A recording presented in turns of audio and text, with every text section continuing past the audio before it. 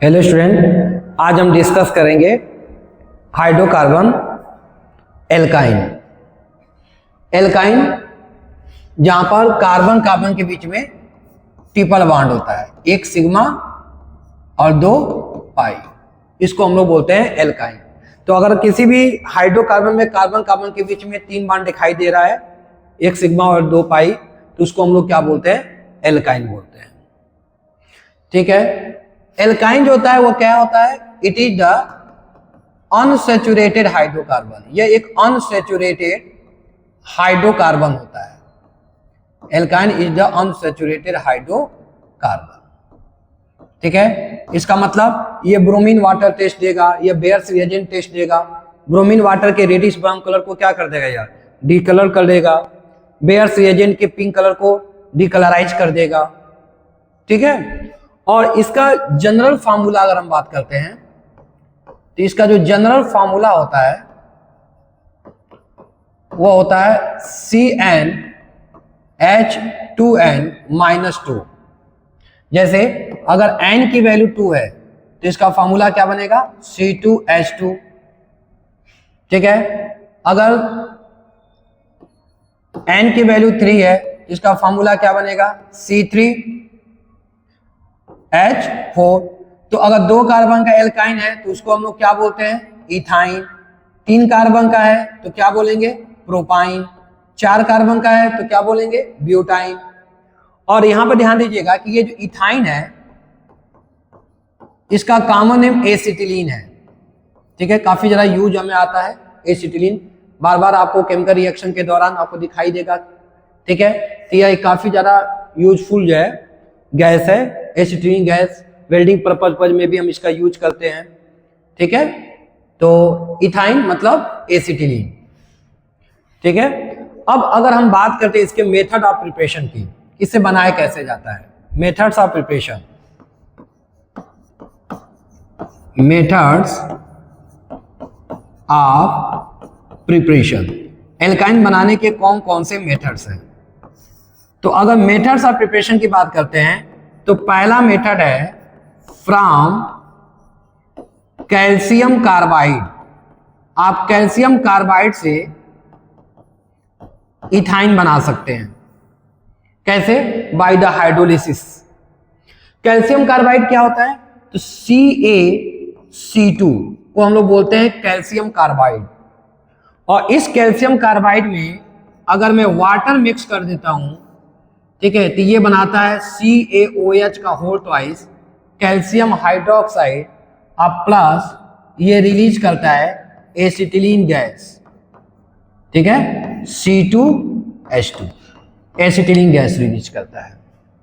ठीक है। तो इस तरह से हम कैल्शियम कार्बाइड का हाइड्रोलिसिस करा करके इथाइन बना सकते हैं या एसिटिलीन गैस बना सकते हैं।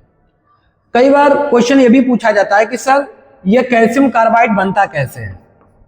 तो देखिए कैल्शियम कार्बाइड बनता कैसे है कि अगर हम कैल्शियम कार्बोनेट लें, कैल्शियम कार्बोनेट जिसको लाइम स्टोन भी बोलते हैं, अगर इस कैल्शियम कार्बोनेट को हीट करते हैं तो हम इससे हमको मिलता है कैल्शियम ऑक्साइड और प्लस मिलता है कार्बन डाइऑक्साइड।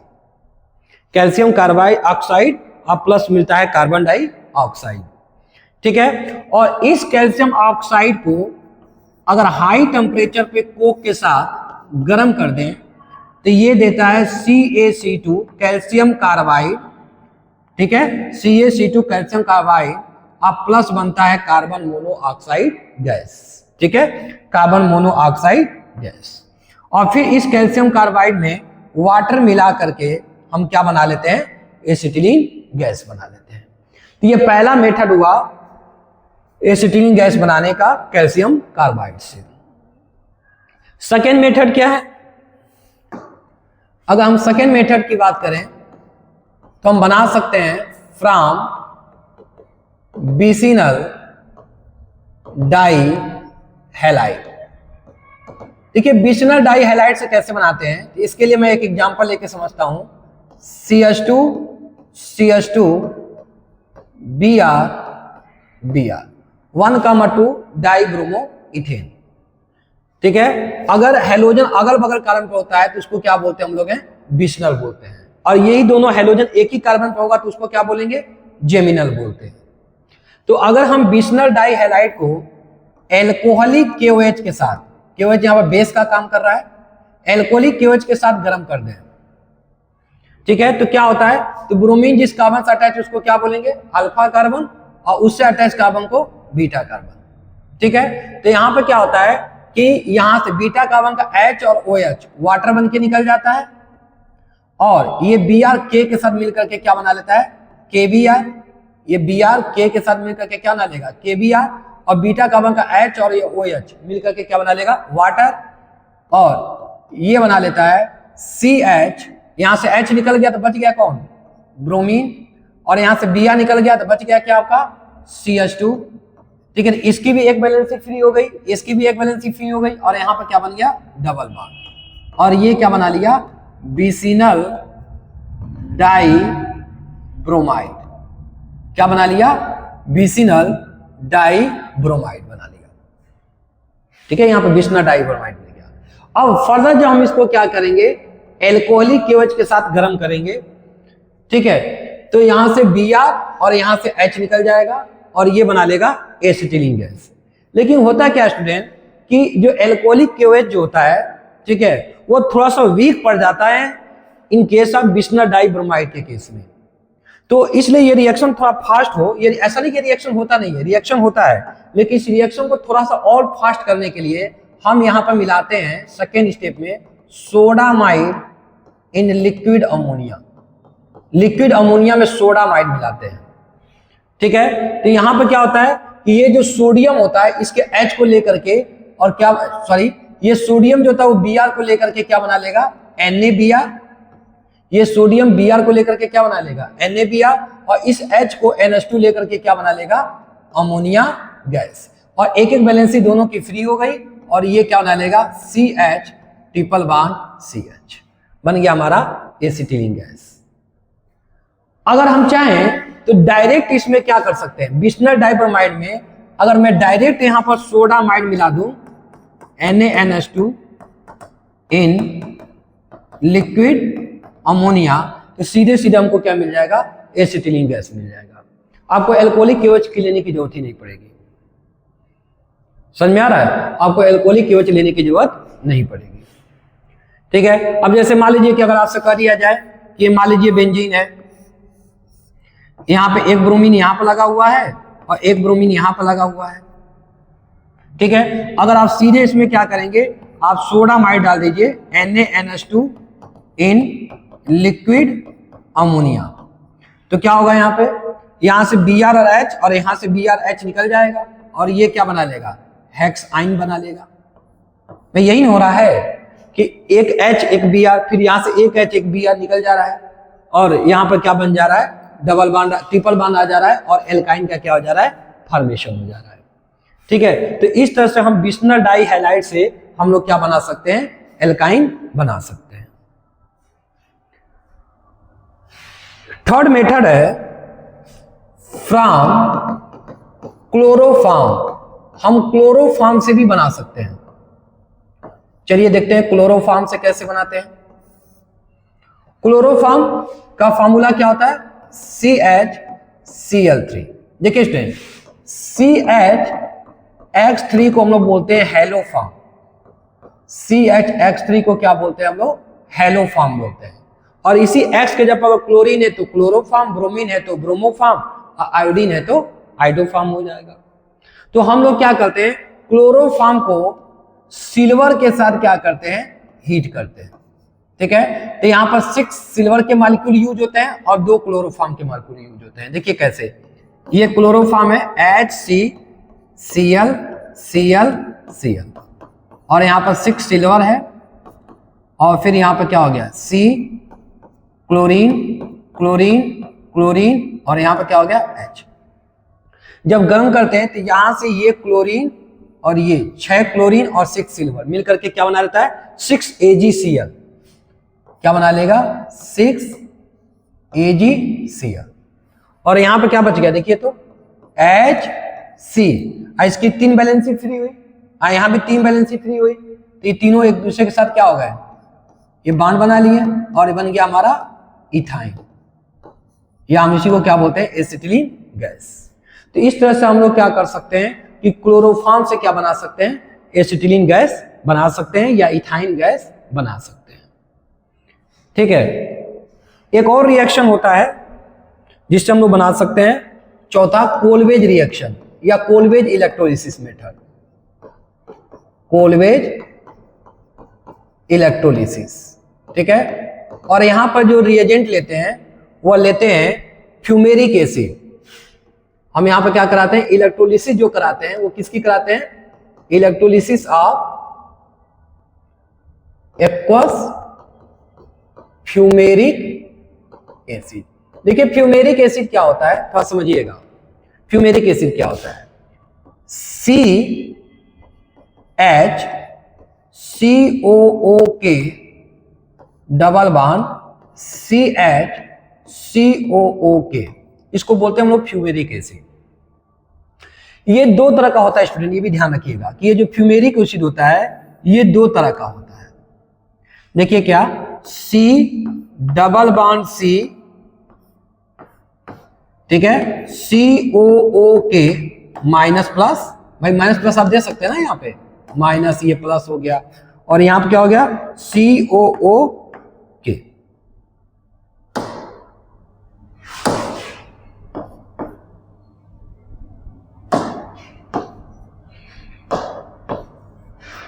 ठीक है, हम यहां पे ले सकते हैं क्या, COOK। ठीक है, ये माइनस और ये प्लस, और यहां पे क्या हो गया, H, और फिर यहां पे ले सकते हैं C double bond C COOK, और यहां पे क्या हो गया H, और यहां पे क्या हो गया H। तो अगर आप ध्यान दीजिए तो यहां पर COK एक दूसरे के ट्रांसफर है, और यहां पर COK एक दूसरे के आमने सामने है। तो अगर COAK एक दूसरे के आमने सामने है तो इसको हम लोग बोलते हैं पोटेशियम मैलिएट। ठीक है, इसको बोलते हैं पोटेशियम मैलिएट। ठीक है, और इसको बोलते हम लोग हैं पोटेशियम फ्यूमरेट। क्या बोलते हैं, पोटेशियम फ्यूमरेट। इसको पोटेशियम फ्यूमरेट बोलते हैं, इसको पोटेशियम मैलिएट बोलते हैं। तो फ्यूमरिक एसिड देखिए दो तरीके से एग्जिस्ट करता है। फ्यूमरिक एसिड एक ट्रांस फॉर्म में एग्जिस्ट करता है और एक आपका सिस फॉर्म में एग्जिस्ट करता है। तो अगर सिस फॉर्म वाला है तो उसको बोलते हैं हम लोग पोटेशियम मैलिएट, और ट्रांस फॉर्म में है तो इसको बोलते हैं पोटेशियम फ्यूमरेट। ठीक है, अब इसको अगर मैं वाटर में लूं, ठीक है, यहां पर मैं लेता हूं 2H2O, आप इसकी क्या करा देता हूं, इलेक्ट्रोलिसिस करा देता हूं। ठीक है, तो यहां पर क्या होता है, देखिए यहां पर CH यहां से जो COO होता है वह कार्बन डाइऑक्साइड के फॉर्म में रिलीज हो जाता है, 2 मॉलिक्यूल कार्बन डाइऑक्साइड रिलीज हो जाते हैं, और यहां से 2K और 2OH 2KOH बना लेता है, और यहां से 2H जो बचा हुआ H2 गैस बन के रिलीज हो जाता है। ठीक है, और यहां पे जब ये बॉन्ड टूटा, ये वाला जब बॉन्ड टूटा, ठीक है, तो यहां पे एक एक वैलेंसी फ्री हो गई। ठीक है, तो पहले से ही 2 बॉन्ड था, एक बॉन्ड और बन गया, और इस तरह से हमको क्या मिल गया, इथाइन या एसिटिलीन गैस मिल गया, इथाइन या एसिटिलीन गैस मिल गया। तो कई बार क्वेश्चन तो आपका इसमें भी देता कि इसको क्या बोलते हैं, इसको क्या बोलते हैं। तो ठीक है, तो ये है फ्यूमेरिक एसिड, और फ्यूमेरिक एसिड के 2 पार्ट है, ट्रांस और सिस। ट्रांस वाले को बोलते हैं पोटेशियम फ्यूमरेट, और सिस वाले को बोलते हैं हम लोग पोटेशियम मैलिएट। ठीक है ना, तो इसको बोलेंगे पोटेशियम मैलिएट और इसको क्या बोलेंगे, पोटेशियम फ्यूमरेट। ठीक है, तो ये तो आपका हो गया method of preparation of alkyne. ठीक है, अब अगर हम इसके फिजिकल प्रॉपर्टीज की बात करते हैं, फिजिकल प्रॉपर्टीज ऑफ एल्काइन। ठीक है, तो सबसे पहले ये ध्यान रखिए, अगर हम फिजिकल स्टेट की बात करते हैं, फिजिकल स्टेट, तो कार्बन नंबर 2 से लेकर के कार्बन नंबर 4 तक के जो होते हैं ये सब गैस होते हैं। कार्बन नंबर 5 से लेकर के कार्बन नंबर 12 तक के जो एल्काइंस होते हैं वह लिक्विड होते हैं। कार्बन नंबर 13 टू ऑनवर्ड्स ये जितने भी होते हैं दे ऑल आर सॉलिड। किस पर बात हो रही है? एट रूम टेम्परेचर, ठीक है। और ये जितने भी होते हैं they all are colourless and odourless except क्या? इथाइन। इथाइन को छोड़ करके जितने भी होते हैं ये सब के सब ऑर्डरलेस होते हैं। इथाइन का जो स्मेल होता है यह गॉर्लिक स्मेल होता है। इसके अंदर इम्प्यूरिटी के कारण, इसकी इम्प्यूरिटी के कारण इसका स्मेल कैसा होता है? गॉर्लिक स्मेल होता है, ठीक है। ये जितने भी होते हैं alkyne they are insoluble in water, they are insoluble in water, ये वाटर में इनसॉल्युबल होते हैं but soluble in organic solvent. देखिए ऑर्गेनिक सॉल्वेंट्स में क्या होते हैं? सॉल्युबल होते हैं। ऑर्गेनिक सॉल्वेंट्स लाइक ईथर, ठीक है, ether, chloroform, carbon tetrachloride etc, benzene, toluene etc. और थर्ड पॉइंट ये जानिए कि जो एल्काइंस होते हैं अगर उनकी melting point and boiling point की बात करते हैं, ठीक है, तो जो एल्काइन होते हैं उनकी मेल्टिंग पॉइंट और बॉइलिंग पॉइंट जो होती है, ठीक है, एल्केन एंड एल्कीन दोनों से क्या होती है? ज्यादा होती है। क्यों ऐसा होता है? क्योंकि एल्काइन का स्ट्रक्चर प्लेन स्ट्रक्चर होता है। एल्काइन कैसा स्ट्रक्चर रखता है? प्लेन स्ट्रक्चर रखता है। और प्लेन स्ट्रक्चर रखने के कारण इनके बीच पैकिंग अच्छी होती है, ठीक है। और पैकिंग अच्छी होने के कारण, ठीक है, अट्रैक्शन अच्छा होगा। अट्रैक्शन अच्छा होगा तो इनको बॉयल करने के लिए, इनको मेल्ट करने के टेम्परेचर भी क्या करना पड़ेगा? ज्यादा देना पड़ेगा। और यही रीजन होता है कि जो एल्काइन होते हैं उनकी एमपी और बीपी मेल्टिंग पॉइंट और बॉइलिंग पॉइंट होती है वो दोनों एल्केन और एल्कीन से क्या होती है? ज्यादा होती है, ठीक है स्टूडेंट। तो इसका आप स्क्रीनशॉट ले लीजिए। First, second, third, fourth, fifth. इसके बाद अगले लेक्चर में हम लोग केमिकल प्रॉपर्टीज ऑफ एल्काइन की बात करेंगे। Okay, thank you.